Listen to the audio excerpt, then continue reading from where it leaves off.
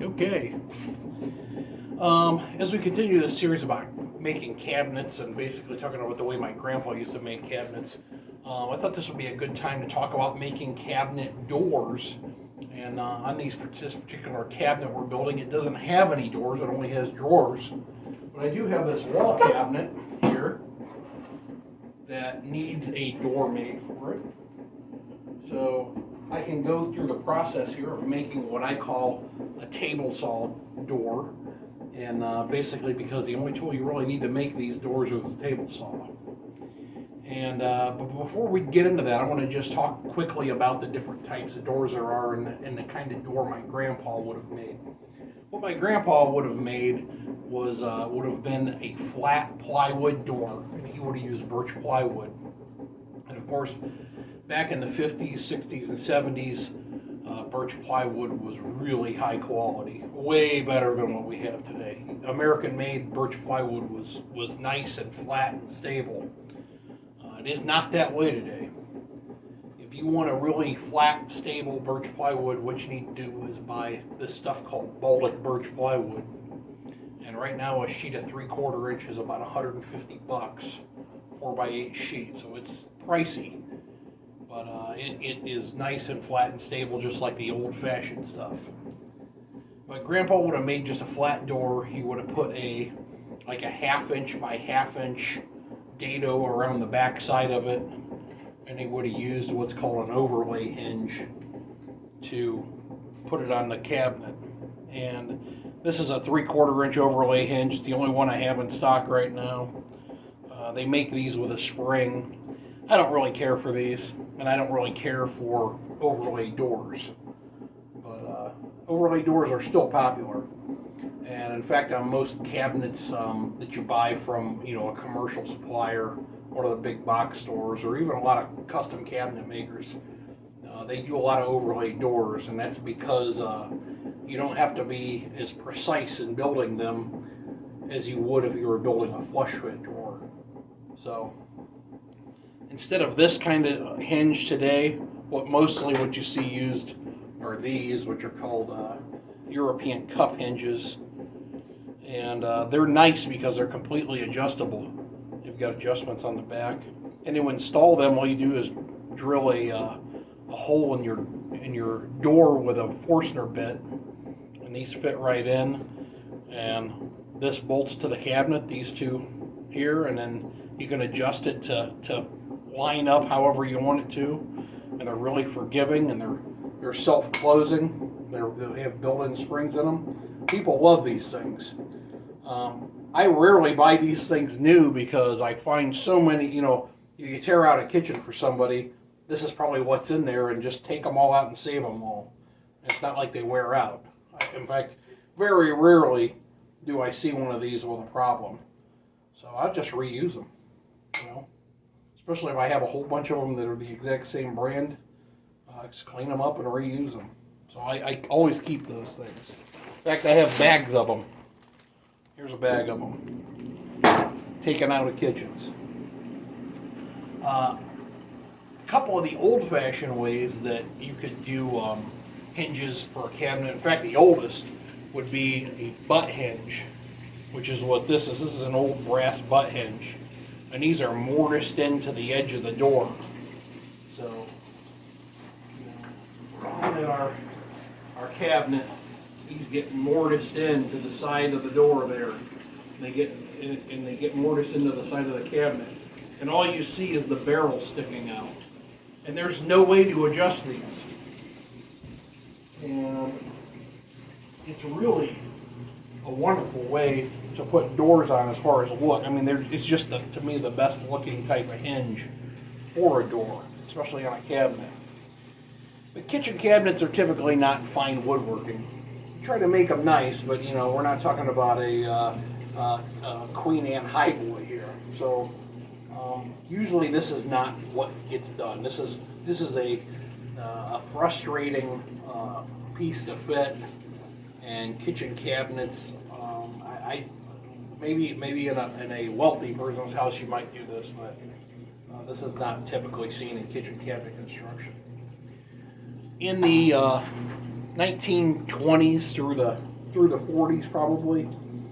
The kind of hinge that was popular is called this. This is called an overlay hinge, and these are reproductions of a Stanley part. I believe they are. These are reproductions.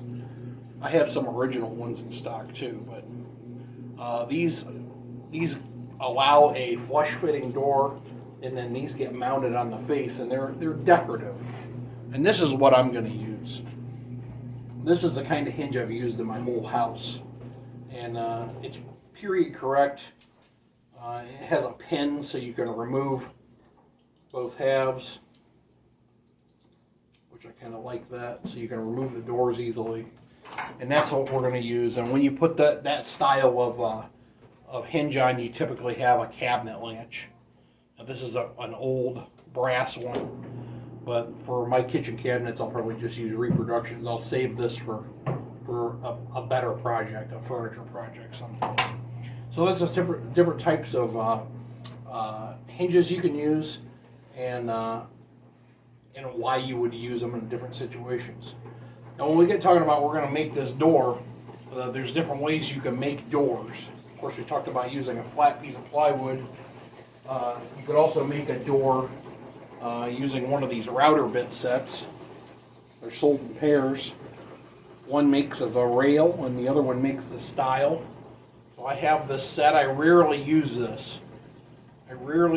Set. Most of the doors I make are a shaker style door, and I make them straight on the table saw, which I'm going to show you how to do. And if you're making a table saw door, a lot of times, you know, you think you probably need a dado set, and this dado set here is old. It's from the 80s. It's a fruit dado set, 6-inch dado set that my dad owned. It's been sharpened a number of times, but it still works great. But you don't need a dado set. You can make doors with just a table saw blade. So let's get to it. Okay, the first thing we've got to do is we've got to start cutting our pieces for our door, our frame pieces, and we need to cut them to length. And the way this door is going to be is, it's a simple design. So this one's got 2 rails. Right, that's the top and bottom, 2 rails and 2 stiles. And the tenons are going to be on the rails, and they're going to protrude into the grooves that are in the stiles. So that is how our door is going to work, and in the middle we're going to have a plywood panel. So the first thing we need to do is we need to cut our rails and our stiles to length. And what I want to do is, I don't like measuring, because I found that measuring gets you in trouble. So what I'm going to do is, here's one of my pieces of wood that's going to be one of my stiles. So I'm going to set this in my cabinet. I'm going to put pressure on it so basically you can see the top here is just inside the top of the cabinet. And then I'm going to take a pencil and go underneath and mark the length. I'm not going to measure anything. So that's one thing. Now the next one, I'm going to take one of my rails, and boy, let me see here. So this one's a little bit longer, so I'm going to go ahead and mark its length. And then we're going to do some adding and subtracting to it. So there's that mark there. So let's go back to our stiles. These are pretty simple. They need to be the exact length of the opening, and I like to subtract 1/8 of an inch. So I use my tape measure, and I'll put a mark here at 1/8 of an inch. That way I can have about 1/16 of an inch of reveal around it. And what I'll do is I'll line up the one end of it with a square. And I'll take my trusty square here, and I'll go to that mark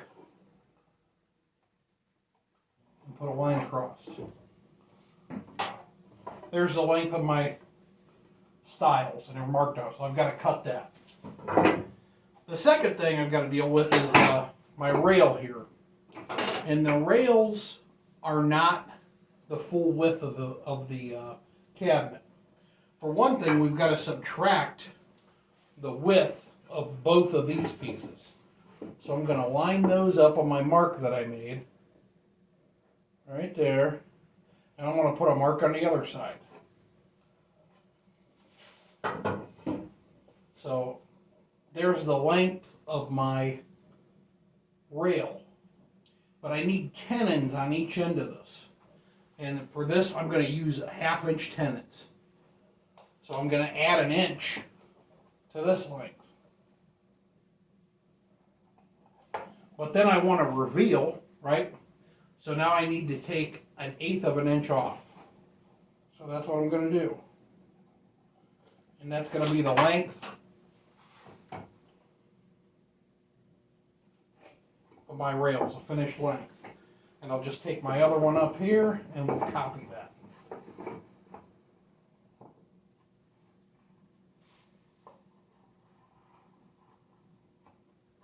We didn't measure anything, right? We just laid it out off of the cabinet we're working on, and we just worked backwards to get our finished length. I typically like to use an 1/8 inch reveal. Gives me a 1/16 all the way around, and then I'll use little shims to get the door reveal right, and then I'll put the hinges on. So that's that. We'll cover that later. So now we've got our lengths of all of our pieces marked out. All right, now we'll go ahead and cut these things to length.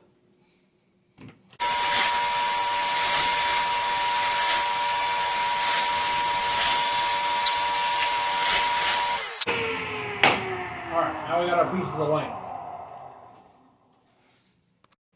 Okay, so the next thing we need to do is we need to cut some grooves in the bottom of these to fit this piece of plywood that I'm going to use as a panel. You can see this is a pretty grungy looking old piece of wood, but it'll clean up just fine. It's just a piece of pine plywood, nothing fancy, but it will match the pine for the rails and style. So we're going to get to setting up a rip fence, and then we'll plow a groove in those pieces that'll just slip fit on this plywood. So that's our next operation. So to do that, we'll set up our rip fence. And in this dirty shop, I never know where I leave anything. We're going to set up our rip fence right in the middle. Luckily, I have another piece of this stuff here. So here's a piece of this same material, and we'll use that to kind of, actually don't need the whole thing. I'm gonna cut a hunk off of this.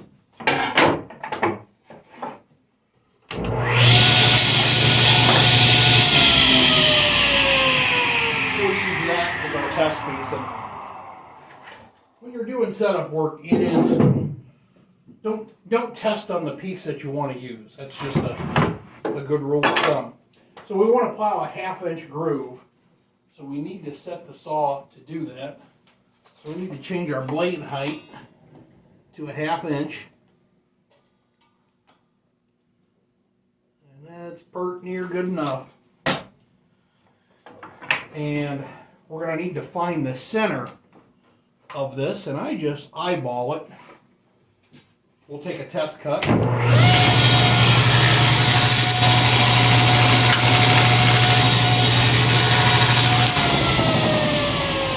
Okay, there we've cut one test cut, and that cut is narrower than it needs to be.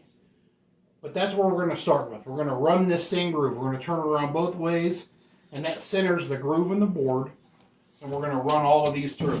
Now we could set a dado blade up to do this, but I'm not going to do that. It's too much work. It's too much work for one door. It's actually too much work for 10 drawers. If I was doing a whole kitchen, I've got a shopsmith over here. I might set that up with a dado blade just to run grooves. But typically I don't put the dado set in, I just run the regular blade in. I find it to take not that much more time. We'll go ahead and do this operation and then we'll do the next one.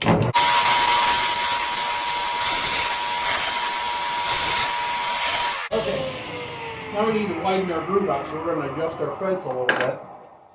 We'll use our test piece and let's see what that does.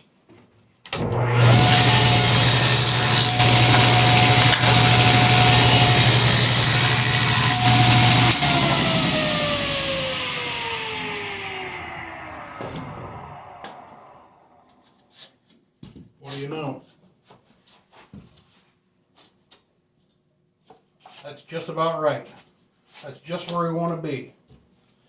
So now we'll just go ahead and run all our others and we can move on.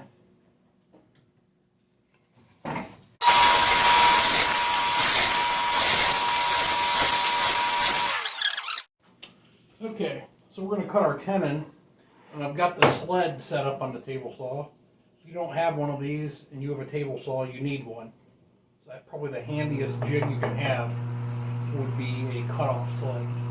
1,000 designs of them out there. They're all pretty good. I have a tenoning jig, but I'm just going to do it this way just to show you that you don't have to have a tenoning jig to do this. I got my sled and a hunk of 2x4.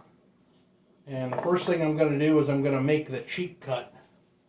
I'm going to cut. I've got this thing set up right on the line, and I'm just going to cut away the outside. I'm going to just rotate it, do each side of it, do both sides. This will be my test one, just to make sure I'm okay. Looks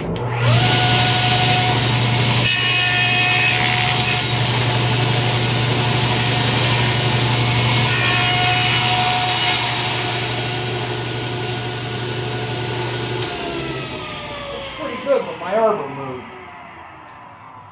That looks right.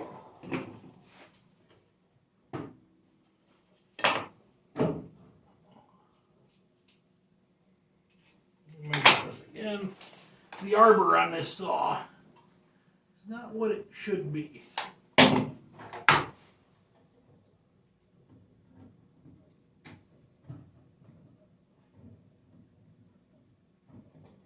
I just don't want to tear it apart to fix it. And I think that's partially because I'm lazy. And partially because I just know what's involved tearing this saw apart. Okay, let me try this again. One more on this side.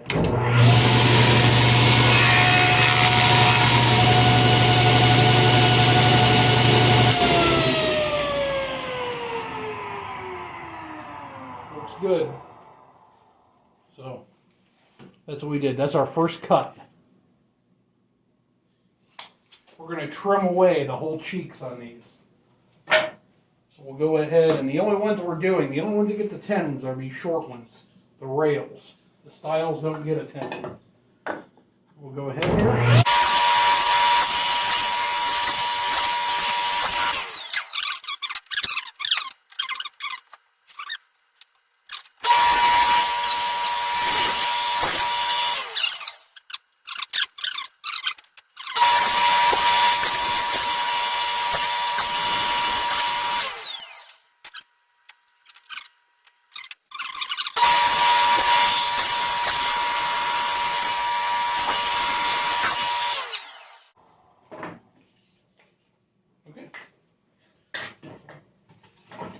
Now we've got our two styles on the rail, and if we did this right, we should be able to put all of this together, and it probably won't all go together nice and easy. Usually you have to do a little bit of trimming, little field adjustment to get all these things to fit correctly. Try this one. This on.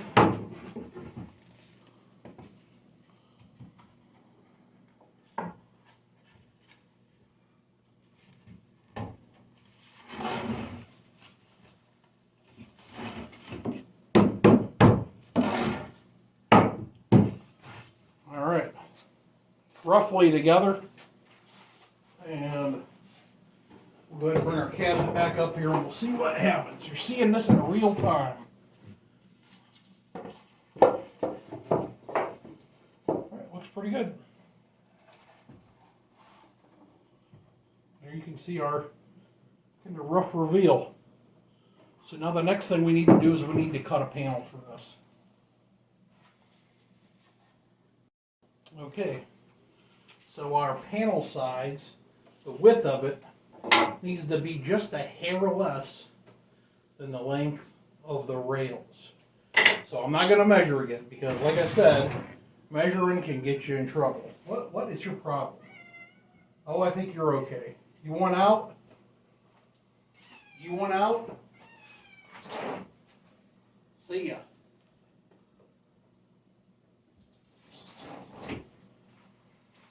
Stupid cat. Okay. So I'm going to go ahead and set this to where probably a 32nd of an inch narrower than what the total length of this is. Just eyeballing it. I'm not using a measure. And I want to find my panel, which is over here. And how long do I need to cut it?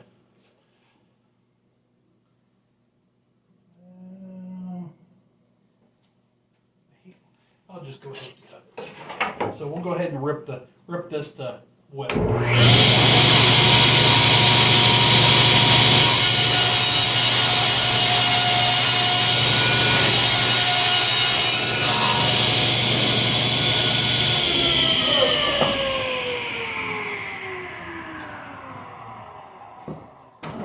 I got a little broom over here. I'll grab this. I'm trying to clean the lint off of this. I had this sitting in a pile of stuff beneath the dryer bag. So of course, it got lint all over it. So now we need to know the length of this thing. How long should it be? So, let me see here. First thing we'll do is we'll rough cut it. Where did I put that thing? Right here.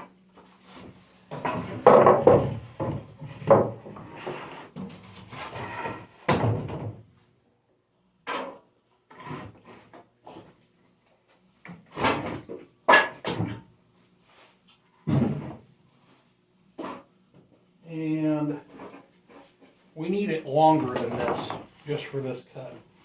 Doesn't have to be exact. We'll get the exact here in a minute.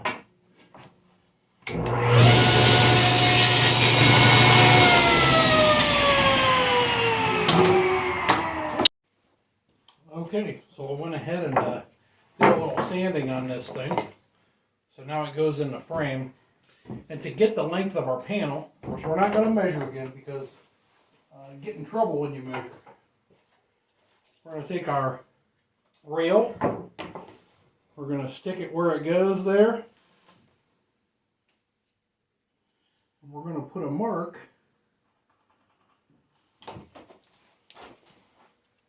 hopefully you can see that right there. So now we know how long to cut this panel to have it fit perfectly in our grooves.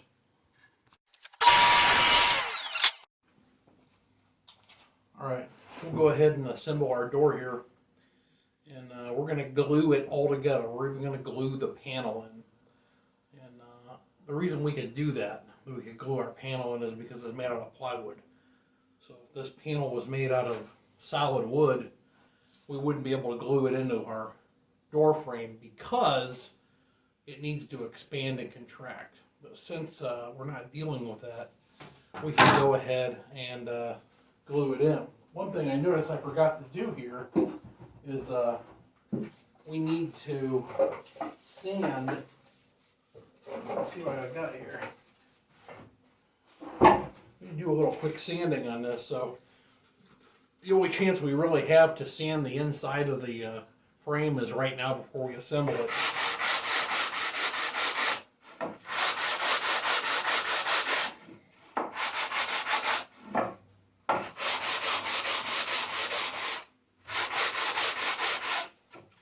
and just do all the pieces. Just takes a minute.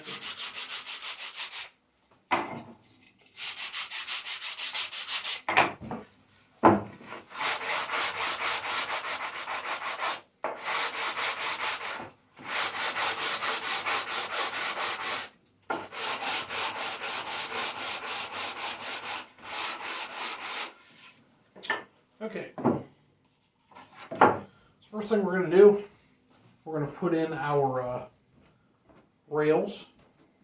I'm going to put one rail in, and I'm using white glue.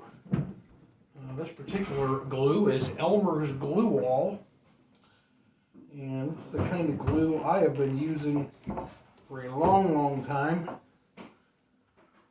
I actually prefer it rather than Titebond.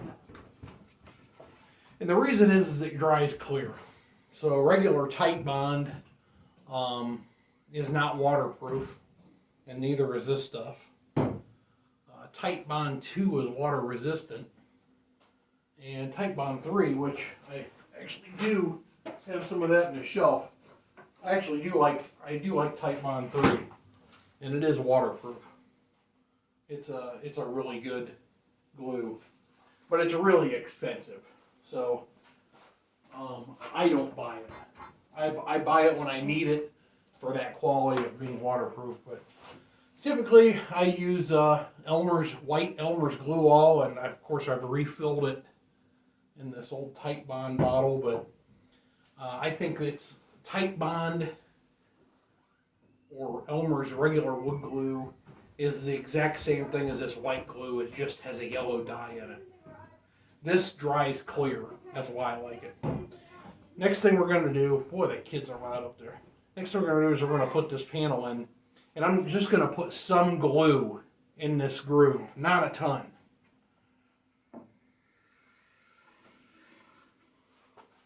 And I'll put some here. Not going crazy.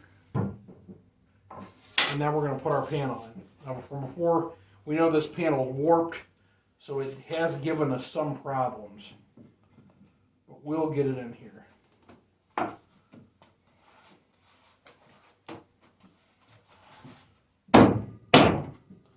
And make sure it's seated at this end. And it is. So there we go. Everything looks good so far. We'll put the last rail in. So I'll put a little glue in here.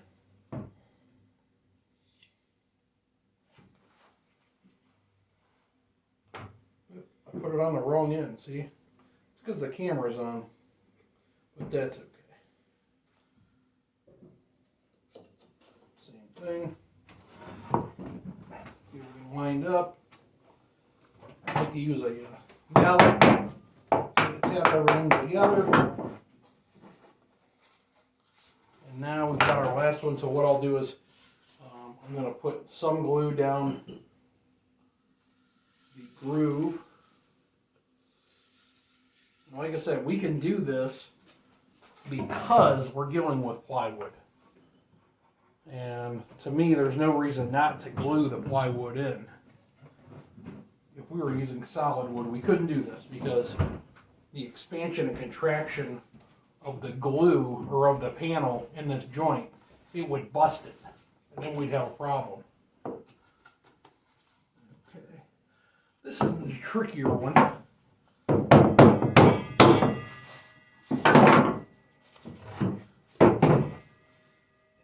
unfortunately, you only got one shot at this.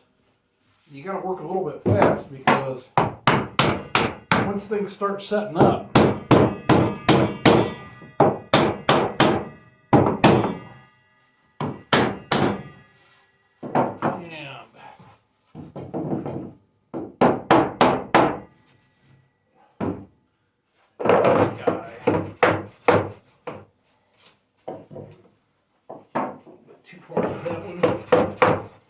best thing to use is a block of wood like this when you're doing that. Go ahead and get some clamps on the corners and pull it all together.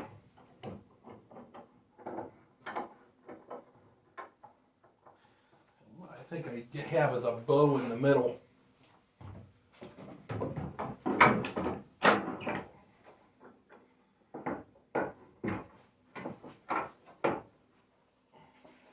Everything looks flush. I think the middle on this is bowed.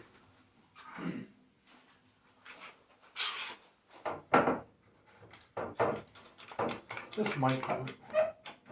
These clamps are not very good.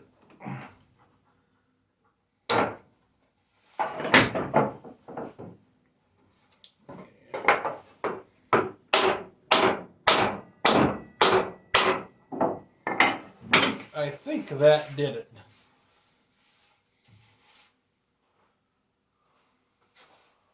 What I like to do is use a combination square, which of course, as you probably have guessed already, everything in here is a mess. And we've got a little glue squeeze out there. We need to get rid of that.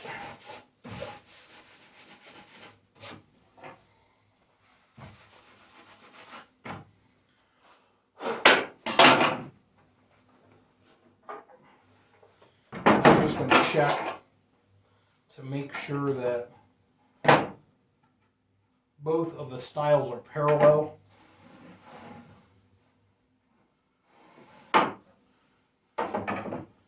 And they pretty much seem to be. This, I may have knocked that in a little too far.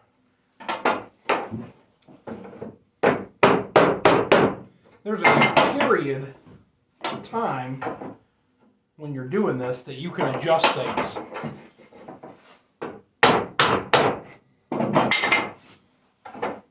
Oh yeah, straighten it right up. Yeah, glue, wood glue, you've got, I don't know, a few minutes to work with it. And once it starts to swell the wood up, especially if you have joints that are tight fitting, like this door is, once that glue starts to swell the wood, you won't get it apart. And I've glued up great big panels before, and I've broken them. You know, if I got something out of whack and you got all this glue trying to set up, it can get a little hairy. In this house, I made all the interior doors, and a couple of those, I had a tough time getting them together. But there we go. That is how you build what I call a table saw door. And it's just a shaker style door. And the only tool you need is a table saw. You can build the entire door with just a table saw. And I don't know how much it would cost to build one of these. This was almost all recycled material. The solid pine certainly was recycled material. This plywood panel I bought, but I think a sheet of that was $20, $24 for a 4x8 sheet of 1/4 inch pine plywood. But that's really, you know, if you look at a whole sheet, you know, so this door I probably have a few dollars in. There's a few dollars of material in this door. And we'll get back to it. I'll show it to you here when it's all done, which I'll just wait. It'll be like magic. So here's what it looks like done. All right, so this is how I set the gap on a cabinet door. If I'm doing a flush door, which is primarily what I do. I cut little wedges. Cut them on a bandsaw, cut them on the table saw, whatever you got. And I stick those wedges in the gap of the door. And I just eyeball it until it looks right to me. And that's really all there is to it. If it looks right, it's right. So I'll get back to you when it's on the wall and we'll take a look at it. Okay, so there's our installed wall cabinet with our homemade door that we made for just a couple of dollars of scrap material. And that's what she looks like open.